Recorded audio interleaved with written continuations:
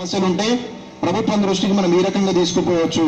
మనకు స్వేచ్ఛ స్వాతంత్రాలతో జీవించే హక్కు ఉంది, వాక్ స్వాతంత్రపు హక్కు ఉంది, పీడనాన్ని నిరోధించే హక్కు ఉంది అనేటువంటి మన ప్రాథమిక హక్కులేంటి, అదేవిధంగా మన ప్రాథమిక విధులేంటి అనేది మొత్తం నిర్వచించబడినటువంటిదే మన రాజ్యాంగం.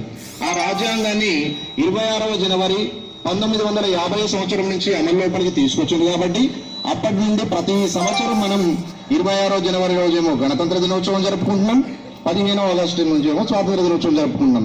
అట్లా ఈ రకంగా చూస్తూ మనం జరుపుతూ వస్తున్నటువంటి ఈ గణతంత్ర దినోత్సవం ఎన్నది అంటే 69వ గణతంత్ర దినోత్సవం.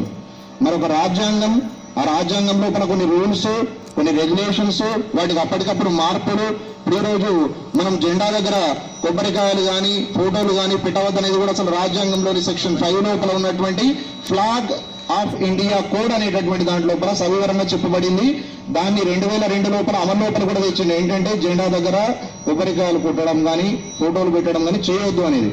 అయితే ఇన్ని రోజులు మనం ఆనవాయితీగా ముందు వెళ్ళిండ్రా పరిగెత్తుకుంటూ వెళ్ళడమే, మనం వేరే ఆలోచన వద్దు, వేరే తెలుసుకునేది వద్దు, ఆగిపోయి గటేమి గిరిగయా హంబి గిరేంగి అనేటువంటి ఒక ఆనవాయితీ లోపల వెళుతూ ఉన్నాం.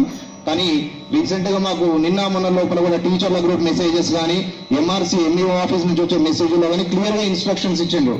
ఎవరైనా అలా చేయడం అనేది అది రాజ్యాంగ విరుద్ధం అవుతుంది. ఎందుకంటే మనం ప్రతిదానికి మనకు ఆదర్శం ఎవరు? దేశ ప్రథమ పౌరుడైనటువంటి రాష్ట్రపతి గారు, తర్వాత ప్రధానమంత్రి గారు. వీళ్ళు ఎప్పుడు కూడా వీళ్ళ కార్యక్రమాలు జరిగే దగ్గర ఎక్కడ కూడా మనం చూడం దీన్ని. ఈ ఫోటోలు కింద పెట్టడము, కింద మనం జెండా రంగులు వేయడం కానీ చూడం. తర్వాత జెండాలన్నీ కూడా మనం వైర్ల పంట అతుకు పెడితే ఏమవుతుందంటే తర్వాత కింద పడుతున్నాయి. అవి కింద పడి కాళ్ళలో కూడా తొక్కడం జరుగుతుంది. మన జెండాను తొక్కడం అనేది కూడా చట్ట ప్రకారం నేరం, అది వాస్తవమా కాదా? కనుక ఇవన్నీ రూల్స్ ను పెట్టిను. 2002లో మార్చిలు చిన్న చిన్న జెండాలు పెట్టద్దు, కింద జెండాను పడగొట్టడం అనేది మన దేశానికి అగౌరవం అని చెప్పి వచ్చింది. కనుక దాన్ని మనం ఆదేశాన్ని పాటించడం అనేది భారత పౌరులుగా మన ప్రథమ కర్తవ్యం. దాన్ని మేము కూడా ఇక్కడ అనుసరిస్తూ రావడం జరిగింది. ఇది కారణం అనమాట. మీకు ఇంకెవరికైనా ఏమైనా అపోహలు ఉంటే కూడా మన గ్రూప్స్ లో చూడవచ్చు. తర్వాత వాట్సాప్ లోపల మనం సెండ్ చేయమన్నా కూడా మా ఉపాధ్యాయ బృందం అందరి దగ్గర కూడా ఉంది. దీని గురించి నేను ఒకసారి డిస్కస్ కూడా చేసుకోవడం జరిగింది. దాన్ని మేము మీకు పంపడానికి కూడా సర్వదా సిద్ధం. మరి ఇలాంటి కార్యక్రమాలు జరుపుకోవడానికి కారణమైన మహానుభావులను మనం కేవలం ఒక 15వ ఆగస్టు రోజు 26వ జనవరి రోజు స్మరించుకుంటే సరిపోదు మనకు. ఎందుకంటే వాళ్ళ ఆస్తిని త్యాగం చేసిండ్రు, వాళ్ళ కుటుంబీకులను త్యాగం చేసిండ్రు, వాళ్ళ ప్రాణాలను కూడా త్యాగం చేస్తే మనం ఈ రోజు ఈ సుఖ సంతోషాల్ని స్వేచ్ఛను అనుభవిస్తున్నాం.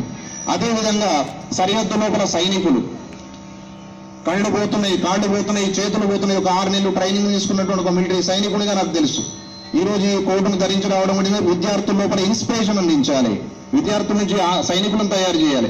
ప్రాణం ఉంటేనే అన్నం తినగలుగుతాం మనం. అదే ప్రాణమే పోతే ఆ ప్రాణానికి తమ ప్రాణాలను అడ్డం వేసి కట్టని ప్రహారీలాగా, కట్టని గోడలాగా, పుట్టని గోడలాగా కాసేటటువంటి కాడికి పోవడానికి కూడా సిద్ధమయ్యేటటువంటి వ్యక్తులు మన సైనికులు. కనుక మొట్టమొదటి మనకు ఈ నినాదం జై జవాన్ జై కిసాన్ నినాదం లాల్ బహదూర్ శాస్త్రి గారు ఎందుకు ఇవ్వడం జరిగింది అంటే వాళ్ళు ప్రాణం బతుకుండడానికి మొట్టమొదటి సైనికులు అవసరం. మరి ఆ ప్రాణాన్ని నిలబెట్టి శరీరాన్ని పోషించడానికి రైతులు అవసరం. కాబట్టి ఇద్దరు కూడా దేశమాతకు 2 కళ్ళ లాంటి వాళ్ళు, 2 అవసరం. 2 కూడా మనం జీవించి ఉండడానికి అవసరమైన ఈ 2 రంగాలకు వారు ప్రాధాన్యతనిచ్చింది. ఇవన్నీ కూడా మనం చదువుతూ పోతే అనేక పుస్తకాలు, అనేక విషయాలు, అనేక జ్ఞానం, సముద్రమంత జ్ఞానం లోపల మన జీవితకాలం మొత్తం మనం గడిపితే కూడా ఒక చిన్న little drop bit of water కూడా మనం తెలుసుకోలేమని మహానుభావులు చెప్పిండ్రు. గొప్ప గొప్ప పరిశోధనలు చేసిన వాళ్ళు. ఆ వాళ్ళతో పోలిస్తే మనం we are countless. So we have to improve our knowledge, we have to improve our ability, we have to improve our independence power, and we have to improve our democratic power.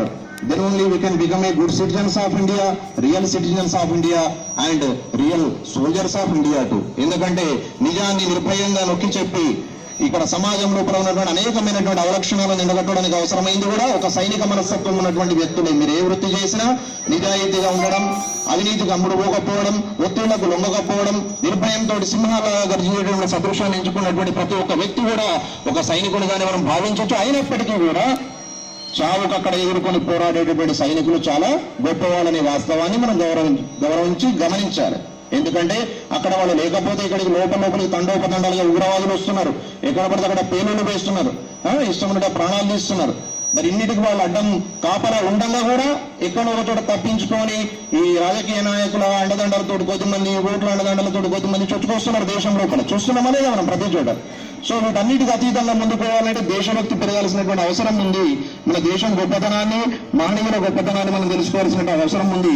మరి దీన్ని దృష్టిలో పెట్టుకొని ఇప్పుడు మన రాష్ట్రం లోపల కూడా మనం ప్రతి చోట ఏం చేస్తున్నారు, ఊరూరుకు జనగణమన ప్రొద్దుని ఇక్కడ మనకు కట్లకుంట అనే గ్రామం లోపల కూడా పెట్టిండు. మొట్టమొదటి జమ్మికుంట లోపల పెట్టిండు అక్కడ సిఐ గారు. జమ్మికుంట పట్టణం లోపల ప్రతిరోజు ప్రొద్దున సుమారు 8 గంటల ప్రాంతం లోపల అన్ని మైకులు పెట్టిన ఊరి నిండా దాతల విరాళంతో జనగణమన ఆన్ చేస్తే ఇళ్లలో పనిచేసుకున్న వాళ్ళు లేచి నిలబడడం అటెన్షన్ లోపల, రోడ్డు మీద పోయే వాళ్ళు అటెన్షన్ లో నిలబడడం, అందరూ కూడా సామూహికంగా జనగణమన అనేది ఆలపిస్తున్నారు ఇక్కడ జమ్మికుంట లోపల. దాన్ని చూసి ఇన్స్పిరేషన్ పొంది మన దగ్గర కట్లకుంట అనే ఊరుంది ఇక్కడ తూర్పు మేడిపల్లి దగ్గర. కట్లకుంట లోపల కూడా ప్రతిరోజు జనగణమన అనే కార్యక్రమాన్ని పెట్టింది. ఇవన్నీ చూసి చైతన్యమైనటువంటి మన పక్కనే ఉన్నటువంటి కొరుట్ల పట్టణం లోపల కూడా మొన్న జనవరి 1 నుండి ఊరేండ మైకులు పెట్టేసి ప్రతిరోజు పొద్దున 9 గంటలకు జనగణమన ప్రోగ్రాం పెట్టింది. రోడ్డు మీద పోయేటప్పుడు కూడా ఆగి చేస్తున్నారు. వీళ్ళందరూ ఎందుకు చేస్తున్నారండి? జస్ట్ ఒకసారి ఆలోచన చేయండి. దేశం లోపల దేశభక్తి లోపించడం వలన సమాజం లోపల అనేక అవినీతి పరులైనటువంటి ఉద్యోగులు, అవినీతి పరులైన అధికారులు, వీళ్ళు మొత్తం ఏంటంటే డబ్బుల కమ్ముడు తెలియదు దేశాన్ని కూడా అమ్మేస్తారు మళ్ళీ. కనుక ఇటువంటి పరిస్థితిని మనం అడ్డుకోవాలి, చైతన్యం కావాలి, మన హక్కులు ఏంటి, మన బాధ్యతలు ఏంటి తెలుసుకోవాలనే ఏకైక ఉద్దేశం చొప్పున ప్రతి చోట దీన్ని అవలంబించడం జరుగుతుంది. కాబట్టి దీన్ని మనం గమనిద్దాం, గౌరవిద్దాం. మరి మన చింతలపేట కూడా చాలా చక్కటి గ్రామం, ఇంత మంచి పాఠశాల ఉంది.